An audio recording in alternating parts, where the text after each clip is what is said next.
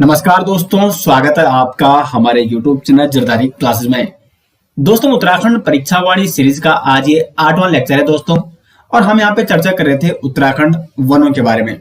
जो हमारा पिछला लेक्चर था लेक्चर 7, उसमें मैंने आपको उत्तराखंड के वनों के बारे में, वनों के प्रकार और साथ ही साथ प्रमुख जो यहाँ पे वन संस्थान है, प्रमुख बोर्डों की स्थापना की गई है और वन अधिनियम, वन नीति उत्तराखंड की, ये सारे टॉपिक हमने आपको पिछले लेक्चर 7 में बता दिए हैं।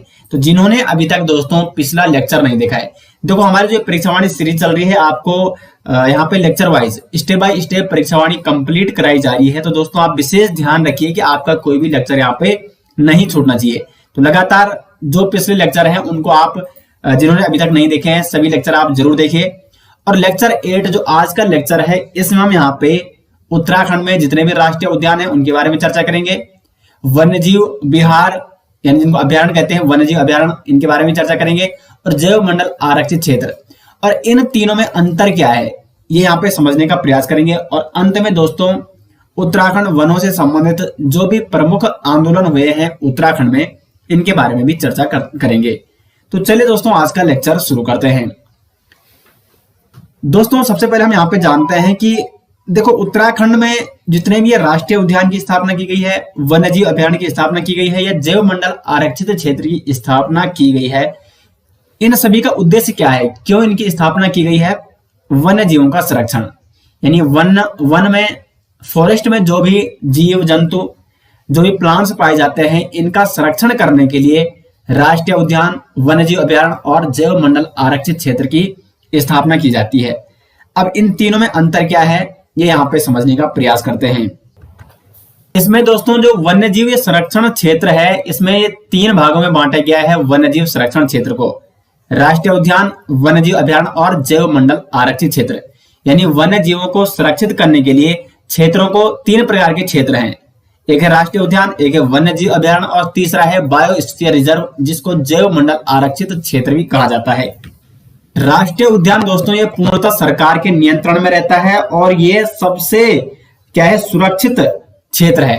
यानी अगर हम बात करें वन्य जीवों की तो सबसे सुरक्षित क्षेत्र है राष्ट्रीय उद्यान वन्य जीवों के लिए, क्योंकि ये रहता है पूर्णतः सरकार के नियंत्रण में। और यहाँ पे जो सामान्य लोग होते हैं वो मतलब किसी भी टाइम नहीं जा सकते हैं। अगर कोई घूमने जा सकता है सरकार की अनुमति लेके, लेकिन कोई भी जो इस राष्ट्रीय उद्यान के आसपास जो लोग रहते हैं, जो क्षेत्रीय लोग रहते हैं या जो ग्रामीण लोग रहते हैं, वो यहाँ पे नहीं जा सकते हैं। यहाँ पे बिल्कुल मानव गतिविधियों पर रोक लगाई जाती है दोस्तों। तो राष्ट्रीय उद्यान इसीलिए सबसे सुरक्षित क्षेत्र माना जाता है वन्य जीवों के लिए, क्योंकि यहाँ पे मानव गतिविधियों पर रोक लगाई जाती है। तो पूर्णतः सुरक्षित क्षेत्र है आपका राष्ट्रीय उद्यान। उसके बाद आता है वन्यजीव अभ्यारण्य क्षेत्र। वन्यजीव अभ्यारण्य क्षेत्र ये भी सरकार के नियंत्रण में तो रहता है, लेकिन कहीं ना कहीं इसमें जो लोग रहते हैं, जो ग्रामीण लोग हैं, माना जहां पे वन्यजीव अभ्यारण्य क्षेत्र होगा उसके आसपास के जो लोग होते हैं, उन्हें कुछ निजी कार्यों के लिए कुछ सीमा तक, ऐसा नहीं कि पूरे क्षेत्र में नहीं कर सकते आप, कुछ सीमा तक छूट दी जाती है। यानी वहां से कुछ सीमाओं तक वन्यजीव अभ्यारण्य की कुछ एक निश्चित सीमा तक वहां के लोग पशुओं को चरा सकते हैं, वहां से चारा ला सकते हैं, लकड़ी ला सकते हैं, वहां पे घूम फिर सकते हैं। तो इस प्रकार की कुछ निश्चित सीमाओं की छूट दी जाती है वहां के आसपास के लोगों के लिए, यानी मानव गतिविधियों की कुछ छूट दी जाती है वन्यजीव अभ्यारण्य में, जबकि राष्ट्रीय उद्यान में मानव गतिविधियां बिल्कुल नहीं कर सकते हैं। और तीसरा है जैव मंडल आरक्षित क्षेत्र। जैव मंडल आरक्षित क्षेत्र दोस्तों ये स्वयं एक क्या है, पारिस्थितिकी तंत्र होता है, यानी ये एक बहुत बड़ा क्षेत्र होता है। ये यहाँ पे जो ये आपका जैव मंडल आरक्षित क्षेत्र का मैंने एग्जाम्पल आपको बता रहा हूं। माना ये क्या है, आपका जैव मंडल आरक्षित क्षेत्र है। इस जैव मंडल आरक्षित क्षेत्र को 3 भागों में बांटा गया है। एक है कोर एरिया, यानी इसे कहा जाता है संकर क्षेत्र। यह सबसे आंतरिक क्षेत्र रहता है और यहाँ पे मानव गतिविधियां बिल्कुल नहीं की जाती है, यानी ये सबसे सुरक्षित क्षेत्र है किसी भी जैव मंडल आरक्षित क्षेत्र का, सबसे जो क्या है भीतरी भाग है। उसके बाद ये जो क्षेत्र है बाहर का क्षेत्र, इसे कहा जाता है बफर जोन। और सबसे जो बाहर का क्षेत्र है इसे कहा जाता है ट्रांजिशन जोन, यानी संक्रमण क्षेत्र। तो यहाँ पे मानव गतिविधियां हो सकती है। और एक जो जैव मंडल आरक्षित क्षेत्र होता है आपका, इसमें आपके बहुत सारे राष्ट्रीय उद्यान और बहुत सारे बायोस्फीयर रिजर्व इसके अंतर्गत आ जाते हैं, क्योंकि ये स्वयं एक क्या है, पारिस्थितिकी तंत्र है, बहुत बड़ा क्षेत्र होता है। इसमें आपके राष्ट्रीय उद्यान भी आ जाते हैं कई, जैवमंडल आरक्षित क्षेत्र भी आ जाते हैं कई। ठीक है, जैसे अगर हम बात करें नंदा देवी बायोस्फीयर रिजर्व, उत्तराखंड में एकमात्र बायोस्फीयर रिजर्व है नंदा देवी बायोस्फीयर रिजर्व। इसमें 2 राष्ट्रीय उद्यान आते हैं, एक है आपका नंदा देवी राष्ट्रीय उद्यान और दूसरा है आपका फूलों की घाटी राष्ट्रीय उद्यान। अभी मैं आगे इनके बारे में डिटेल्स में आपको बताऊंगा। तो सबसे बड़ा जो वन्यजीव संरक्षित क्षेत्र है वो कौन सा है, जैव मंडल आरक्षित क्षेत्र। यह स्वयं एक पूरा कंप्लीट पारिस्थितिकी तंत्र होता है। इसमें बहुत सारे राष्ट्रीय उद्यान आ सकते हैं, बहुत सारे वन्यजीव अभयारण्य इसमें आ सकते हैं, और इसको 3 भागों में बांटा जाता है। कोर जोन जो कि सबसे इसका क्या है, आंतरिक भाग है, सबसे सुरक्षित क्षेत्र माना जाता है। उसके बाहर का क्षेत्र इसे कहा जाता है बफर जोन, और सबसे बाहरी क्षेत्र यहाँ पे मानव गतिविधियां हो सकती है कंप्लीट रूप से, इसे ट्रांजिशन जोन कहा जाता है। तो ये था दोस्तों वन्यजीव जो संरक्षण क्षेत्र है, जो राष्ट्रीय उद्यान था, वन्यजीव अभयारण्य और जैव मंडल आरक्षित क्षेत्र। डिटेल से मैंने आपको यहाँ पे समझा दिया है। अब आपको यहाँ पे कंफ्यूजन नहीं होना है कि राष्ट्रीय उद्यान में और वन्यजीव अभयारण्य में क्या अंतर है, ये जैव मंडल आरक्षित क्षेत्र में क्या अंतर है। तीनों के बारे में मैंने डिटेल्स में आपको एक्सप्लेन कर दिया है।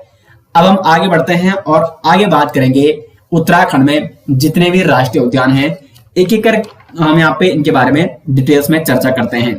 क्योंकि दोस्तों यहाँ से सिंपल से क्वेश्चन पूछ जाते हैं कई बार कि किस पार्क जो कौन सा राष्ट्रीय उद्यान की स्थापना कब हुई, या किस राष्ट्रीय उद्यान का क्षेत्रफल सबसे ज्यादा है, कौन सा राष्ट्रीय उद्यान उत्तराखंड में सबसे बड़ा राष्ट्रीय उद्यान है, सबसे छोटा राष्ट्रीय उद्यान कौन सा है, और जो भी अन्य महत्वपूर्ण फैक्ट होंगे इनके संबंध में डिटेल्स में हम यहाँ पे जानने वाले हैं।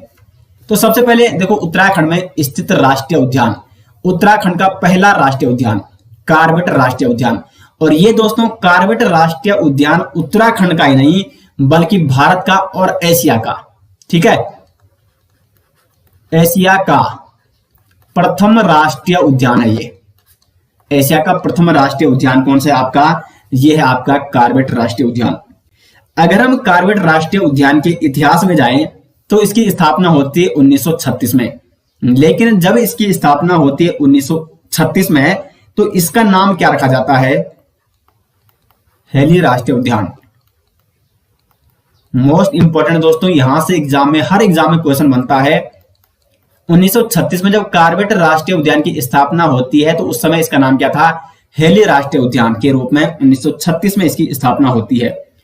उसके बाद और ये कहां कहां स्थित है, तो उत्तराखंड के 2 जनपदों में ये स्थित है, पौड़ी और नैनीताल में। इसका जो गेट है वो आपका कहां स्थित है, नैनीताल जनपद में। जो प्रवेश द्वार है कार्बेट राष्ट्रीय उद्यान का वो नैनीताल जनपद में है। उसका नाम क्या है, मतलब कहां स्थित है, नैनीताल जनपद के ढिकाला में। क्षेत्रफल अगर बात करें इसका तो वह है 520.82 वर्ग किलोमीटर।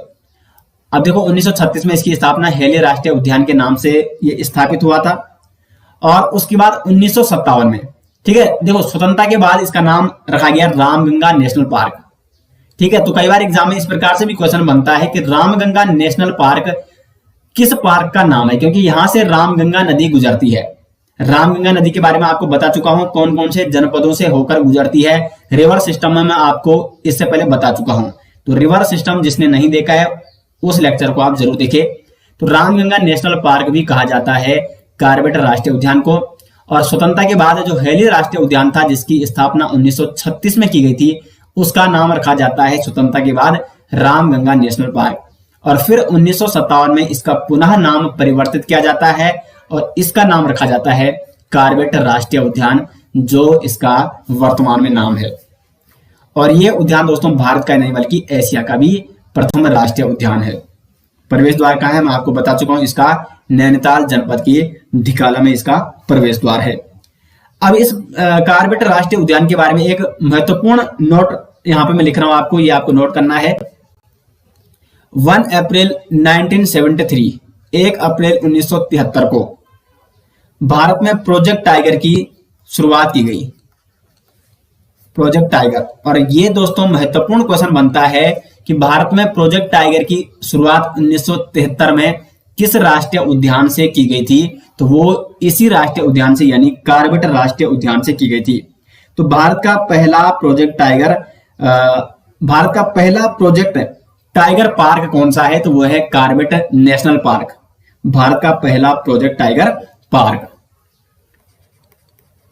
भारत का पहला प्रोजेक्ट टाइगर पार्क कौन सा है? आपका कॉर्बेट राष्ट्रीय उद्यान है। बाघों के संरक्षण के लिए इस प्रोजेक्ट टाइगर की शुरुआत की गई थी। तो ये था आपका कॉर्बेट राष्ट्रीय उद्यान, जिसके बारे में आपको डिटेल्स में बता चुका हूं। दूसरा यहाँ पे गोविंद राष्ट्रीय उद्यान। गोविंद राष्ट्रीय उद्यान, इसकी स्थापना हुई थी 1980 में। ये कहां स्थित है? तो उत्तरकाशी जनपद में है गोविंद राष्ट्रीय उद्यान स्थित।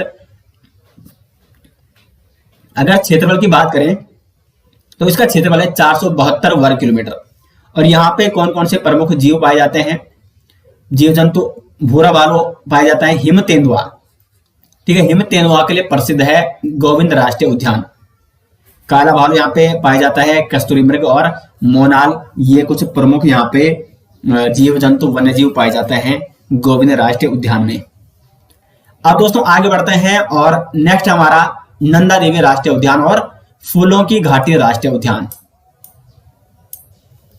नंदा देवी राष्ट्रीय उद्यान की बात करें तो इसकी स्थापना होती है 1982 में, और साथ ही साथ जो आपका फूलों की घाटी राष्ट्रीय उद्यान है इसकी स्थापना भी 1982 में होती है। ठीक है, तो नंदा देवी राष्ट्रीय उद्यान की स्थापना 1982 में होती है। कहां स्थित है? आपका चमोली में स्थित है, और इसका क्षेत्रफल कितना है? 624 वर्ग किलोमीटर। नंदा देवी राष्ट्रीय उद्यान का मुख्यालय आपका जोशीमठ। और यहाँ पे जो प्रमुख वन्य जीव पाए जाते हैं, हिमालयन भालू, मोनाल, कस्तूरी मृग, ये प्रमुख वन्य जीव पाए जाते हैं नंदा देवी राष्ट्रीय उद्यान में। अब नंदा देवी राष्ट्रीय उद्यान के बारे में इंपॉर्टेंट फैक्ट ये है कि इस राष्ट्रीय उद्यान को 1988 को नंदा देवी राष्ट्रीय उद्यान को यूनेस्को द्वारा विश्व धरोहर स्थल की सूची में शामिल किया गया है। तो 1988 में ऐसा कौन सा राष्ट्रीय उद्यान था जिसको यूनेस्को द्वारा विश्व धरोहर स्थल की सूची में शामिल किया गया था? तो वो था आपका नंदा देवी राष्ट्रीय उद्यान, कहा आपका चमोली में स्थित है। चौथा यहाँ पे फूलों की घाटी राष्ट्रीय उद्यान, इसकी स्थापना 1982 में, और ये भी आपका चमोली में है। फूलों की घाटी कहाँ है? चमोली में स्थित है।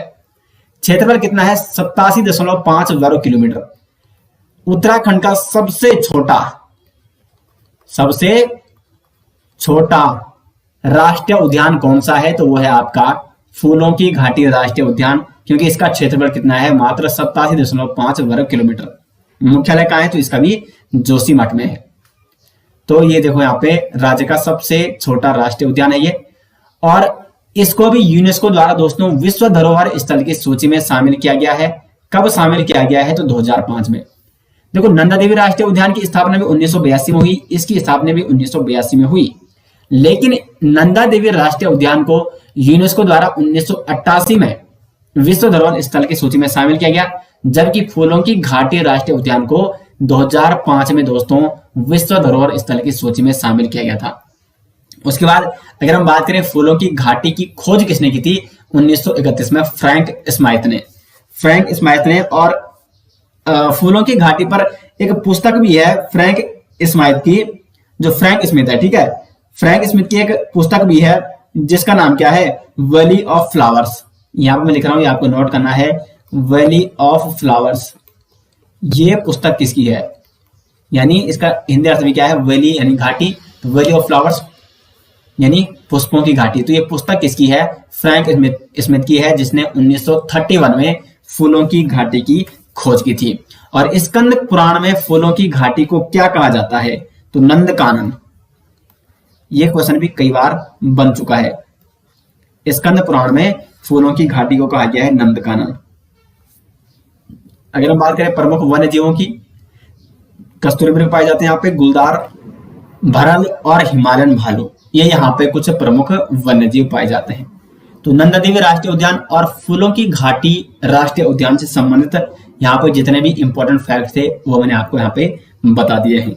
अब आगे बढ़ते हैं और दो अन्य महत्वपूर्ण राष्ट्रीय उद्यान, राजाजी राष्ट्रीय उद्यान और छठा है आपका गंगोत्री राष्ट्रीय उद्यान।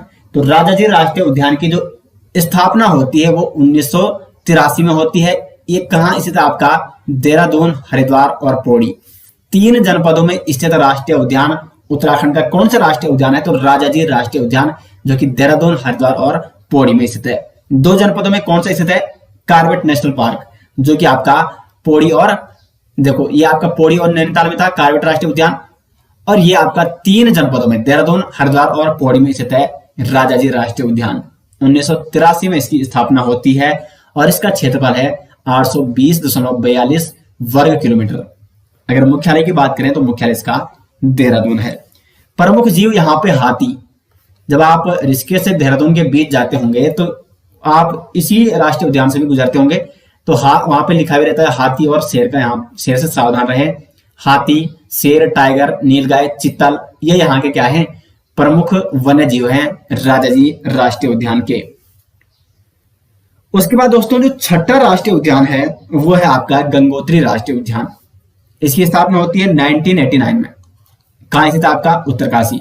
गंगोत्री कहाँ है, उत्तरकाशी में है, तो गंगोत्री राष्ट्रीय उद्यान भी आपका उत्तरकाशी में हो जाएगा। क्षेत्रफल क्या है, तो 2390 वर्ग किलोमीटर। देखो दोस्तों इसका क्षेत्रफल कितना बड़ा है, गंगोत्री राष्ट्रीय उद्यान का क्षेत्रफल 2390 वर्ग किलोमीटर। उत्तराखंड का सबसे बड़ा राष्ट्रीय उद्यान कौन सा है, गंगोत्री राष्ट्रीय उद्यान। देखो यहाँ पे सबसे पुराना राष्ट्रीय उद्यान कौन सा है, या सबसे जो प्रथम राष्ट्रीय उद्यान है उत्तराखंड का वो कॉर्बेट नेशनल पार्क है। सबसे बड़ा राष्ट्रीय उद्यान है गंगोत्री राष्ट्रीय उद्यान, और सबसे छोटा राष्ट्रीय उद्यान है फूलों की घाटी राष्ट्रीय उद्यान। तो ये हो जाएगा आपका सबसे बड़ा राष्ट्रीय उद्यान। और यहाँ पे जो प्रमुख जीव पाए जाते हैं, हिमतेंदुआ, हिमालयन भालू, कस्तूरी मृग और भरल, ये यहाँ पे कुछ प्रमुख वन्य जीव पाए जाते हैं। तो 6 महत्वपूर्ण राष्ट्रीय उद्यान है जो उत्तराखंड में, 6 राष्ट्रीय उद्यान उत्तराखंड में स्थित है। तो ये मैंने प्रत्येक राष्ट्रीय उद्यान के बारे में डिटेल्स में दोस्तों आपको यहाँ पे बता दिया है। अब हम आगे बढ़ते हैं और आगे बात करते हैं वन्य जीव विहार या वन्य जीव अभ्यारण्य क्षेत्रों के बारे में। वन्य जीव अभ्यारण्य और राष्ट्रीय उद्यान में क्या अंतर है ये मैं आपको पहले ही समझा चुका हूं। राष्ट्रीय उद्यान ये पूर्णतः सरकार के नियंत्रण में रहता है और इसमें मानव गतिविधियां को अलाउ नहीं किया जाता है और इसलिए ये सबसे सुरक्षित क्षेत्र माना जाता है वन्य जीवों के लिए। कौन सा क्षेत्र, जो राष्ट्रीय उद्यान है वो सबसे सुरक्षित क्षेत्र है वन्य जीवों के लिए। जबकि जो वन्य जीव विहार है इसके कुछ निश्चित सीमाओं तक मानव गतिविधियों को वहां पे अलाउ किया जाता है। तो इसलिए ये उतना, वैसे ये भी ऐसा बात नहीं कि ये भी बिल्कुल क्या है सुरक्षित क्षेत्र है, लेकिन कहीं ना कहीं जब मानव गतिविधियां वहां पे हो रही है तो नेशनल पार्क की अपेक्षा ये कम सुरक्षित क्षेत्र है। तो यही बेसिक अंतर है जो वन्य जीव विहार है और राष्ट्रीय उद्यान है। अगर हम बात करें उत्तराखंड के वन्य जीव विहार कौन कौन से उत्तराखंड में, तो नंबर 1 पे है गोविंद वन्य जीव विहार। गोविंद वन्य जीव विहार की स्थापना होती है 1955 में। ये कहाँ है आपका, उत्तरकाशी में, क्योंकि गोविंद राष्ट्रीय उद्यान भी उत्तरकाशी में है और गोविंद वन्य जीव विहार कहाँ है आपका, उत्तरकाशी में ही है। 1955 में इसकी स्थापना होती है। क्षेत्रफल है 485 वर्ग किलोमीटर और यहाँ पे प्रमुख जीव हिम बाघ यानी हिम तेंदुआ, स्नो लेपर्ड जिसको कहा जाता है, ये तो उत्तरकाशी में विशेष तौर पर पाया जाता है। हिमालयी क्षेत्र उत्तरकाशी में अधिकतर क्षेत्र क्या है, ऊपर का हिमालय क्षेत्र है। तो हिम तेंदुआ यहाँ पे स्नो लेपर्ड पाया जाता है। कस्तूरी मृग, गुलदार, काला और भूरा भालू, चकोर, गोल्डन ईगल और मोनाग, ये प्रमुख वन्य जीव हैं गोविंद वन्य जीव विहार में जो पाए जाते हैं। दूसरा यहाँ पे केदारनाथ वन्य जीव विहार। केदारनाथ वन्य जीव विहार का है आपका, ये आपका 2 जनपदों में चमोली और रुद्रप्रयाग में स्थित है। अब इसका क्षेत्रफल कितना है, तो 957 वर्ग किलोमीटर। सबसे बड़ा यानी उत्तराखंड का सबसे बड़ा वन्यजीव विहार कौन सा है दोस्तों, तो वो है आपका केदारनाथ वन्यजीव विहार, क्योंकि इसका क्षेत्रफल कितना है 957 वर्ग किलोमीटर। अब यहाँ पे आपको ये नोट करना होगा कि जो केदारनाथ वन्यजीव विहार है स्पेशली इसकी जो स्थापना हुई थी मुख्य रूप से वो कस्तूरी मृग के संरक्षण के लिए हुई थी। तो कस्तूरी मृग के संरक्षण के लिए विशेष तौर पर किस वन्यजीव विहार की स्थापना की गई थी, केदारनाथ वन्यजीव विहार की स्थापना। अन्य कौन कौन से जीव पाए जाते हैं यहाँ पे, स्नो लेपर्ड, हिमालयन भालू, कस्तूरी मृग तो यहाँ पे पाया ही जाएगा, क्योंकि विशेष तौर पर कस्तूरी मृग के संरक्षण के लिए इसकी स्थापना की गई थी 1972 में। और जंगली सुअर, ये प्रमुख वन्यजीव यहाँ पे पाए जाते हैं। उसके बाद आगे बढ़ते हैं और तीसरा यहाँ पे अस्कोट वन्यजीव विहार, जिसकी स्थापना 1986 में होती है। ये भी विशेष तौर पर कस्तूरी मृग के संरक्षण के लिए स्थापित किया गया था अस्कोट वन्यजीव विहार। इसकी स्थापना 1986 में, और ये कहां स्थित आपका पिथौरागढ़ में। ये क्वेश्चन कई बार दोस्तों एग्जाम में पूछा जा चुका है कि अस्कोट वन्यजीव विहार कहां स्थित है, तो ये आपका पिथौरागढ़ में स्थित है। क्षेत्रफल इसका 600 वर्ग किलोमीटर, और यहाँ पे जो अन्य वन्यजीव पाए जाते हैं स्नो लेपर्ड, रीछ, कस्तूरी मृग, पहाड़ी तितर, मोनाल, सर्वाधिक संख्या में यहाँ पे कस्तूरी मृग मिलते हैं 67। यानी कस्तूरी मृग सबसे ज्यादा किस वन्यजीव विहार में पाए जाते हैं, तो वो पाए जाते हैं अस्कोट वन्यजीव विहार में। 67 कस्तूरी मृग यहाँ पे देखने को मिले थे। उसके बाद चौथा यहाँ पे सोना नदी वन्यजीव विहार। सोना नदी वन्यजीव विहार की स्थापना की गई 1987 में। कहाँ स्थित है? पौड़ी गढ़वाल में स्थित है, और इसका क्षेत्रफल है 301 वर्ग किलोमीटर। यहाँ पे अगर बात करें तो यहाँ पे हाथी, शेर, गुलदार, सांभर, सियार, अजगर, हॉर्नबिल, ये कुछ प्रमुख वन्यजीव पाए जाते हैं। तो इसमें आपको विशेष तौर पर स्थापना, स्थित और क्षेत्रफल भी इंपॉर्टेंट नहीं है, क्योंकि हर किसी का क्षेत्रफल नहीं पूछ जाता है। जिसका सर्वाधिक है और जिसका सबसे कम है, विशेष तौर पर उसका आपको याद करना है। स्थापना और कहाँ स्थित है, ये आपको विशेष तौर पर याद करना है कि ये दो क्वेश्चन किसी भी वन्यजीव अभयारण्य के संबंध में पूछे जा सकते हैं। उसके बाद पांचवा यहाँ पे बिनसर वन्यजीव अभयारण्य। बिनसर वन्यजीव अभयारण्य ये आपका कहाँ है, तो ये आपका अल्मोड़ा में हो जाएगा, और इसकी स्थापना हुई थी 1988 में। क्षेत्रफल है 47 वर्ग किलोमीटर, और यहाँ पे जो वन्यजीव पाए जाते हैं वो है आपके तेंदुआ, काला भालू, जंगली बिल्ली, जंगली सुअर, बांज, बुरांस, चीड़, ये कुछ प्लांट, कुछ प्रमुख पेड़ पाए जाते हैं बिनसर वन्यजीव विहार में। छठा है मसूरी वन्यजीव विहार, तो ये तो आपका देहरादून में होगा। 1993 में इसकी स्थापना की गई थी, और इसका क्षेत्रफल है मात्र 11 वर्ग किलोमीटर। यानी सबसे छोटा वन्यजीव विहार कौन सा है, तो वो है आपका मसूरी वन्यजीव विहार। और यहाँ पे जो प्रमुख वन्यजीव है लंगूर, बंदर, सुअर, भालू, गुलदार, तीतर, बटेर, पहाड़ी बटेर दोस्तों अंतिम रूप से उत्तराखंड में इसी वन्यजीव विहार में देखा गया था। माउंटेन क्लेव इसको कहा जाता है, पहाड़ी बटेर को। तो अंतिम रूप से वो मसूरी वन्यजीव विहार में ही देखने को मिला था उत्तराखंड में। उसके बाद चकोर, ये कुछ प्रमुख वन्यजीव पाए जाते हैं मसूरी वन्यजीव विहार में। तो सबसे छोटा मात्र 11 वर्ग किलोमीटर फैला हुआ है मसूरी वन्यजीव विहार, जो कि उत्तराखंड का सबसे छोटा वन्यजीव विहार या वन्यजीव अभ्यारण्य है। उसके बाद जो सातवां यहाँ पे वन्यजीव अभ्यारण्य या वन्यजीव विहार है उत्तराखंड का, वो है नंधौर वन्यजीव विहार।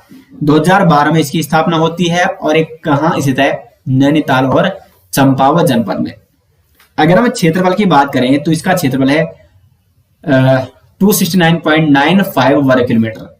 और यहाँ पे कौन कौन से प्रमुख जीव पाए जाते हैं? वन्यजीव बाघ, लंगूर, भालू वन्यजीव यहाँ पे पाए जाते हैं। तो 7 वन्यजीव विहार स्थित है उत्तराखंड में। उसमें अगर हम आगे बढ़े, जैव मंडल आरक्षित क्षेत्र, तो एक जैव मंडल आरक्षित क्षेत्र है दोस्तों उत्तराखंड में, वो है नंदा देवी जैव मंडल आरक्षित क्षेत्र। जैव मंडल आरक्षित क्षेत्र ये स्वयं एक पारिस्थितिकी तंत्र होता है, यानी ये बहुत बड़ा क्षेत्र होता है। इसमें आपके एक से अधिक राष्ट्रीय उद्यान आ सकते हैं, और साथ साथ इसमें एक से अधिक क्या आ सकते हैं? आपके वन्यजीव अभयारण्य भी आ सकते हैं। तो जो नंदा देवी जो जैव मंडल आरक्षित क्षेत्र है उत्तराखंड का, नंदा देवी बायोस्फीयर रिजर्व यानी जैव मंडल आरक्षित क्षेत्र। तो जो आपका नंदा देवी राष्ट्रीय उद्यान हो गया और फूलों की घाटी राष्ट्रीय उद्यान हो गया, इन दोनों को मिलाकर इनको क्या घोषित किया गया? इनको जैव मंडल आरक्षित क्षेत्र घोषित किया गया। 1988 में इसकी स्थापना की जाती है, और ये आपका चमोली, बागेश्वर और पिथौरागढ़ में स्थित है। ठीक है, जो नंदा देवी आपका राष्ट्रीय उद्यान है और फूलों की घाटी राष्ट्रीय उद्यान है, इन दोनों को इसमें रखा गया। साथ ही साथ जो अन्य मतलब बहुत बड़ा क्षेत्र, बहुत अन्य क्षेत्र को भी इसमें आरक्षित किया गया था। बागेश्वर के कुछ क्षेत्र को इसमें आरक्षित किया गया, पिथौरागढ़ के कुछ क्षेत्र को इसमें आरक्षित किया गया। तो यहाँ पे आप देख सकते हो इसका क्षेत्रफल कितना है? 5860.6 वर्ग किलोमीटर, यानी इतना बड़ा ये आरक्षित क्षेत्र है। अब यहाँ पे आप देख सकते हो कि नंदा देवी राष्ट्रीय उद्यान और फूलों की घाटी राष्ट्रीय उद्यान इसमें शामिल है। तो नंदा देवी राष्ट्रीय उद्यान को 1988 में क्या किया गया था? यूनेस्को द्वारा विश्व धरोहर स्थल की सूची में शामिल किया गया था, जबकि फूलों की घाटी राष्ट्रीय उद्यान को 2005 में यूनेस्को द्वारा विश्व धरोहर सूची में शामिल किया गया था। ये आपको विशेष तौर पर नोट करना है। साथ साथ अगर मैं अन्य फैक्ट बताऊं आपको कुछ, तो 1977 में दोस्तों महरूडी में, ठीक है, ये मैंने वैसे आपको कई बार बता चुका हूं मैं, जब मैंने आपको फर्स्ट लेक्चर में कस्तूरी मृग के बारे में बताया था, तो 1977 में महरूडी में कस्तूरी मृग अनुसंधान केंद्र की स्थापना की गई थी, जबकि 1982 में कांचुला खर्क, ये आपको कहां है, चमोली में है, कांचुला खर्क चमोली में कस्तूरी मृग प्रजनन और संरक्षण केंद्र की स्थापना की गई थी। तो ये दो फैक्ट भी आपको क्या करने हैं, नोट करने हैं। अब दोस्तों यहां पे आपको हेडिंग डालनी है उत्तराखंड वनों से संबंधित प्रमुख आंदोलन, ठीक है, उत्तराखंड वनों से संबंधित प्रमुख आंदोलन, ये आपको क्या डालनी है, हेडिंग यहां पे डालनी है, उत्तराखंड वन आंदोलन।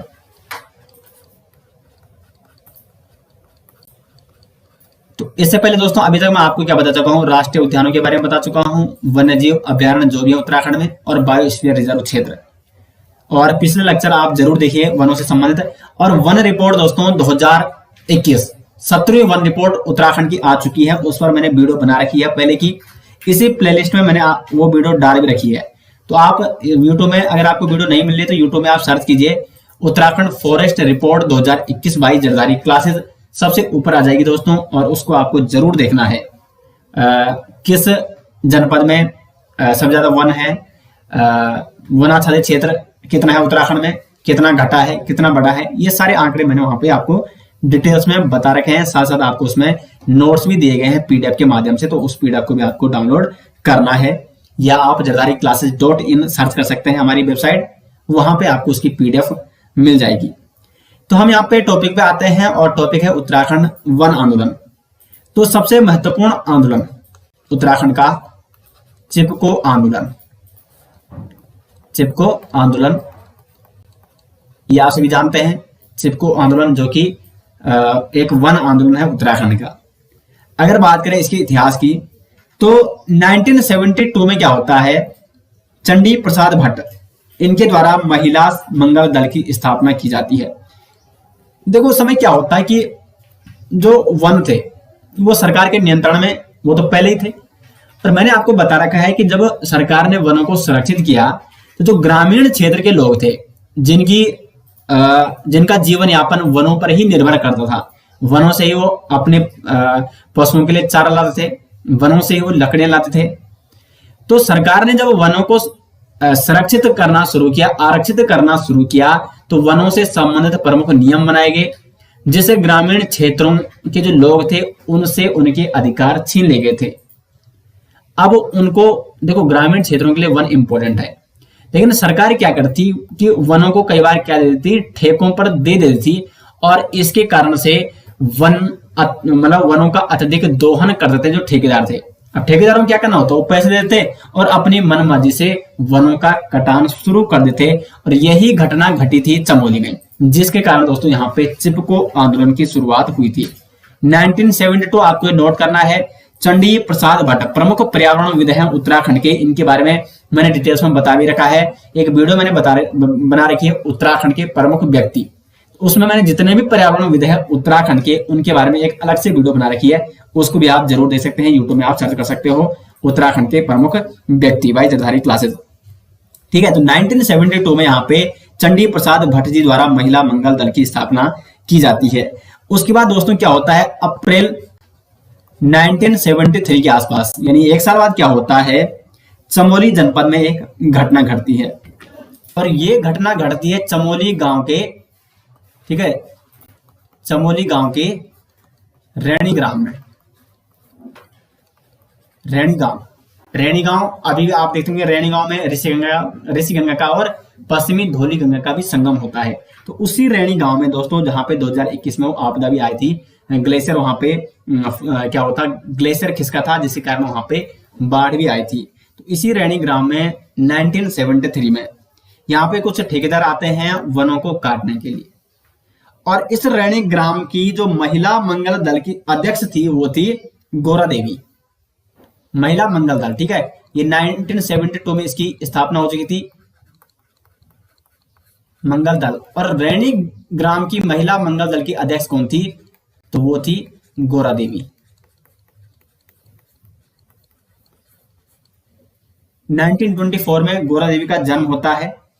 तो जब ये अध्यक्ष थी यहाँ पे महिला मंगल दल की, इन्हें यहाँ की महिलाओं को पता चलता है कि कुछ जो ठेकेदार थे, कुछ अधिकारी थे, वो यहाँ पे वनों की कटाई के लिए आए हुए थे। अब इस दिन क्या होता है दोस्तों, यहाँ के जो पुरुष थे वो कहीं बाहर गए थे और अब देखो पूरी जिम्मेदारी थी महिलाओं पर। महिलाओं को अपने जंगलों की सुरक्षा करनी थी, क्योंकि देखो जो ग्रामीण क्षेत्र के लोग होते हैं वो पूर्णतः वनों पर ही निर्भर होते हैं और विशेष तौर पर वनों से उनका एक अपना ही लगाव होता है।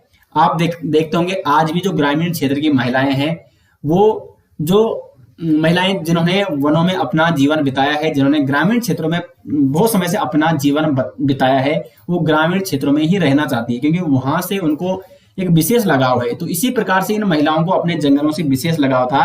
तो जब यहाँ पे ये ठेकेदार आते हैं वनों को काटने के लिए, तो ये महिलाएं पहुंच जाती है जंगल में और सीधा अपने पेड़ों से लिपट जाती हैं, यानी चिपक जाती हैं। तो इसीलिए इस आंदोलन को कहा जाता है दोस्तों चिपको आंदोलन। ये घटना कब की है? अगर हम बात करें इस घटना की, तो ये है आपकी 26 मार्च 1974 की घटना है, जब ये महिलाएं, जब यहाँ पे रैणी गांव में वनों के और ठेकेदार आए थे और रैणी गांव पहुंचे थे वनों को काटने के लिए। तो ये महिलाएं दोस्तों पेड़ों पर लिपट जाती है और यहीं से एक जो ये मुहिम शुरू की थी इन महिलाओं ने, ये एक इतिहास बन जाता है और इसे इतिहास में अमर कर दिया जाता है चिपको आंदोलन के नाम से। तो इस चिपको आंदोलन में महत्वपूर्ण भूमिका निभाई थी गोरा देवी ने, जो कि रैणी गांव की थी। गोरा देवी महिला मंगल दल की ये अध्यक्ष थी। तो इस प्रकार से यहाँ पे चिपको आंदोलन की शुरुआत होती है। उसके बाद 1977 में 1977 में इन महिलाओं द्वारा एक नारा भी दिया जाता है, क्या है जंगल के उपकार, मिट्टी पानी और बयार, जिंदा रहने के आधार। तो ये 1977 में इन महिलाओं द्वारा ये नारा भी दिया गया था। उसके बाद दोस्तों 1980 में सुंदरलाल बहुगुणा जी, जो कि प्रमुख पर्यावरणविद थे उत्तराखंड के, हाल ही में इनका निधन भी हो चुका है, तो इन्होंने प्रधानमंत्री इंदिरा गांधी को चिपको आंदोलन से अवगत कराया, इस संबंध में अवगत कराया। और जब इंदिरा गांधी तत्कालीन जो प्रधानमंत्री थी, उनको जब पता चला चिपको आंदोलन के बारे में, इस घटना के बारे में, तो वो इससे अत्यधिक प्रभावित हुई थी और इन्होंने आदेश दिया था इंदिरा गांधी ने 1980 में कि अगले 15 वर्षों तक जो ये पर्वतीय क्षेत्र है, यहाँ से जो हिमालयी क्षेत्र है, ये यहाँ से वनों की कटाई पर अगले 15 वर्षों के लिए रोक लगा दी थी, क्योंकि इतना प्रभावित थी इंदिरा गांधी तत्कालीन प्रधानमंत्री इस चिपको आंदोलन से। उसके बाद दोस्तों 1982 में क्या हुआ था? चिपको आंदोलन को देखो इसमें महत्वपूर्ण भूमिका भी निभाई थी चंडी प्रसाद भट्ट जी ने भी, जो महिला मंगल दल की उन्होंने स्थापना की थी प्रत्येक गांव में, प्रत्येक ग्रामीण पंचायत में। तो 1982 में रेमन मैगजे पुरस्कार, यह आपको नोट करना है, रेमन मैगजे पुरस्कार से 1982 को सम्मानित किया गया था। किसको? तो चंडी प्रसाद भट्ट जी को, चंडी प्रसाद भट्ट। उसके बाद 1986 में देखो, इससे पहले जो लिखा हुआ था उसको आप वीडियो पॉज करके उसको आप नोट कर सकते हैं। तो 1986 में चिपको आंदोलन से संबंधित महिला मंगल की लगभग 30 महिलाओं को इंदिरा प्रियदर्शनी अवार्ड से सम्मानित किया गया था। यह आपको नोट करना है, इंदिरा प्रियदर्शनी पुरस्कार से 30 महिलाओं को 1986 में सम्मान किया गया था। इसका पूरा नाम क्या है? इंदिरा प्रियदर्शनी वृक्ष मित्र। उसके एक साल बाद 1987 में चिपको आंदोलन को द लाइवलीहुड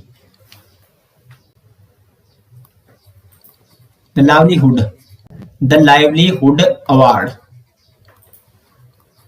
से सम्मान किया गया था और ये सम्मान लिया था सुंदरलाल बहुगुणा जी ने। तो दोस्तों ये था यहाँ पे चिपको आंदोलन से संबंधित जो भी महत्वपूर्ण फैक्ट थे वो मैंने आपको डिटेल्स में बता दिए हैं। उसके बाद एक अन्य आंदोलन है, दूसरा आंदोलन डूंगी पैंतोली आंदोलन।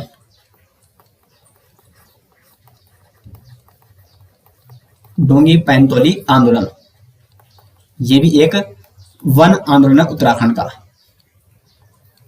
अब ये आंदोलन कहां हुआ था, तो ये हुआ था ये भी आपका चमोली जनपद में। वैसे वनों से संबंधित प्रमुख आंदोलन अधिकांशतः चमोली जनपद में ही हुए हैं। तो चमोली जनपद में इस आंदोलन की शुरुआत हुई थी और ये विशेष तौर पर एक वृक्ष है, बांज वृक्ष, ठीक है। बांज वृक्ष उत्तराखंड में पाया जाता है। ये ऊंचाई वाले क्षेत्रों में जहां पे ठंडे इलाके के क्षेत्र हैं वहां पे विशेष तौर पर पाया जाता है बांज वृक्ष, ठीक है। और बांज वृक्ष इसकी जो पत्तियां होती हैं उसको विशेष तौर पर चारे के रूप में प्रयोग किया जाता है ग्रामीण क्षेत्रों के द्वारा। तो बांज के जंगलों को सरकार ने उद्यान विभागों को हस्तांतरित कर दिया था और बांज के जंगलों को काटने के लिए ठेका दे दिया था। तो इसके विरोध में महिलाओं ने यहाँ पे सरकार ने जो अपना फैसला सुनाया था तो सरकार महिलाओं ने इसका विरोध किया था और इसी विरोध के लिए यहाँ पे शुरू हुआ था डूंगी पैंतोली आंदोलन। तो डूंगी पैंतोली आंदोलन का जो मतलब कुल मिला के किस वृक्ष के लिए विशेष तौर पर शुरू किया गया था, तो बांज के वृक्ष के लिए। और ये आंदोलन का प्रभाव ये पड़ा कि सरकार को अपना फैसला वापस लेना पड़ा। तो डूंगी पैंतोली आंदोलन ये बांज के वृक्ष से संबंधित था। तीसरा आंदोलन यहाँ पे पानी राखो आंदोलन।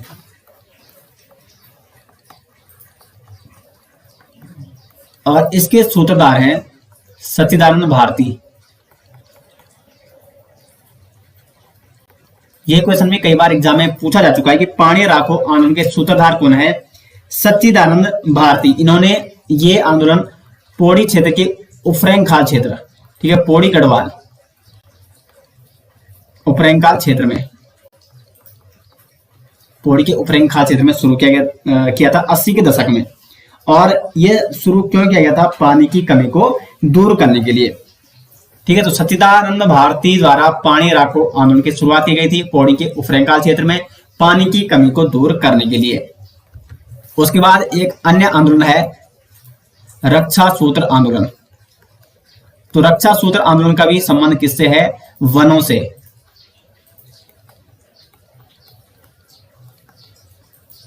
ये आंदोलन 1994 में शुरू हुआ था। कहां हुआ था? टिहरी के भिलंगना क्षेत्र में। रक्षा सूत्र का मतलब क्या होता है? देखो यहां पे समझो।